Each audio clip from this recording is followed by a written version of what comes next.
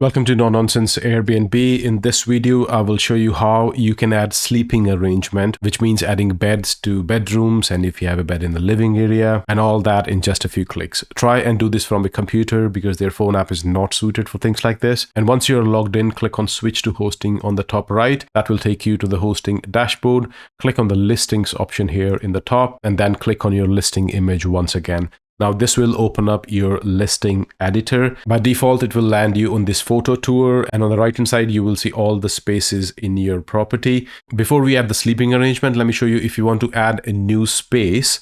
You just click on this plus button and then click add a room or space. And then you can choose whether you want to add a balcony or a courtyard or any other option from this menu. And on the right hand side, you will see all the areas in your property. Now, let's say if I have a sofa bed in the living room, I will click on living room. And then just under the photos, you will see the sleeping arrangements option. Click on that.